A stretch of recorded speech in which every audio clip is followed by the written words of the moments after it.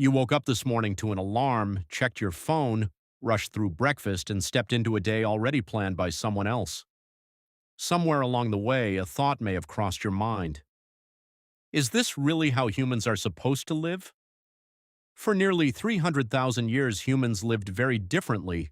There were no alarm clocks, offices, deadlines, or commutes. Our ancestors spent most of their existence as hunter-gatherers, and surprisingly, their daily lives were often less work-focused than ours. Anthropologist James Sussman found that some modern hunter-gatherer groups spend only about 15 hours per week meeting their basic survival needs. The rest of their time is spent resting, socializing, playing, and telling stories. They are called the original affluent society, not because they had everything, but because they needed very little. A typical ancient day began naturally. People woke with the sunrise rather than an alarm. Their bodies followed natural rhythms shaped by light and darkness. Research on hunter-gatherer societies shows they often slept in two phases and rested during the hottest part of the day. That afternoon energy slump you fight with coffee isn't laziness, it's ancient biology. Food wasn't eaten according to a schedule. There was no refrigerator waiting to be opened. People gathered fruits, nuts, roots, and seeds from their surroundings. Studies of the Kongsan people revealed that just a few hours of gathering could provide enough food for an entire day. Contrary to popular belief, starvation was not a constant reality for many hunter-gatherer groups. Hunting, when it happened, was less about strength and more about intelligence.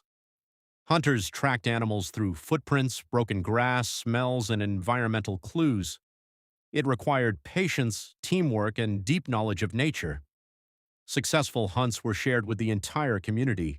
Nobody hoarded food. Everyone received a portion, the young, old, sick, and healthy alike. Physical activity was woven into everyday life. People walked, carried, climbed, dug, and built throughout the day. They didn't exercise because movement was already part of living. Modern humans often sit for hours and then try to replace natural movement with a short workout. Our bodies evolved for continuous activity, not prolonged sitting. After daily tasks were finished, much of the afternoon was spent socially. People repaired tools, cared for one another, talked, laughed, and resolved conflicts. Physical closeness and human connection were constant.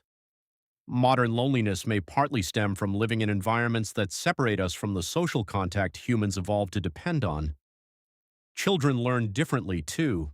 They weren't confined to classrooms or constantly supervised. Through free play, they learned survival skills, problem-solving, cooperation, and emotional intelligence. Play wasn't separate from learning, it was learning. As evening arrived, people gathered around a fire. The fire extended the day and became the center of social life. Anthropologist Polly Wiesner discovered that while daytime conversations focused on practical matters, nighttime conversations were mostly stories. Myths, memories, lessons, and shared experiences filled the darkness. These stories were more than entertainment. They passed knowledge between generations, strengthened communities, and helped people make sense of life. The modern desire to watch movies, read books, or listen to podcasts before bed may be a reflection of that same ancient need. Elders held a special role. They were living libraries of knowledge, carrying memories of droughts, migrations, and survival strategies. Their experience helped communities avoid mistakes and increase the chances of survival for everyone. What ancient humans didn't have was the constant stream of abstract worries that dominate modern life. They faced real dangers, but those dangers were immediate and actionable.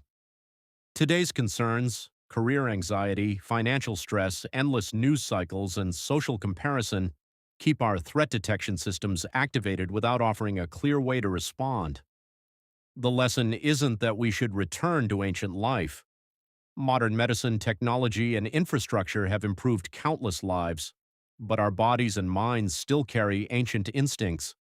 We still need movement throughout the day, meaningful relationships, time outdoors, rest without guilt, stories that inspire us, children who can play freely, elders who are valued, and communities where people truly know one another. Modern life has solved many problems, but it has also created a new kind of suffering, the the feeling of having everything and still sensing that something essential is missing. That feeling isn't weakness.